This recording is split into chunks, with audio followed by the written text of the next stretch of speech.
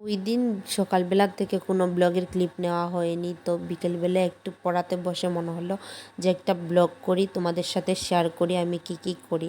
আজকে আমার বোনজিকে আর বোনের ছেলেকে পড়াচ্ছিলাম। ওরা আজকে একটু তাড়াতাড়ি পড়াতে বসে গিয়েছিল, কারণ বিকেলবেলা ওরা রোদ দেখবে আর রাস্তা দিকে হেঁটে যাচ্ছিল। আর ওরা কখনো রাজহাঁস দেখিনি, ওরা রাজহাঁস দেখে কী করবে ভাবতেও পারছে না। এখন তোমরা মনে মনে ভাববে এতদিন আগে রথযাত্রা গিয়েছে আর এখন রথযাত্রার ব্লগ।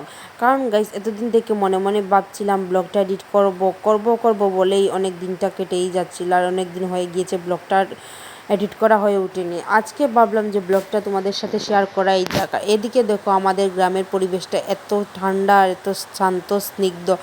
আর এদিকে দেখো আমার ছোটোবেলার স্কুল, এখানে যাচ্ছিলাম পার হয়ে, আর মনে মনে ভাবছিলাম কতই না ভালো ছিল আগের দিনগুলো। রথযাত্রা থেকে ফিরে এসে দেখি মা ঠাকুর দিয়ে প্রসাদ মেখেছে, তাই আমি আর রেশমি মিলে একটু প্রসাদ খেয়ে নিচ্ছিলাম, আর এদিকে গল্প অনেক করছিলাম। আর আজকের মতো এতটুকুই। আমার ব্লগটা তোমাদের কেমন লাগে আমাকে একটু জানিও। টাটা।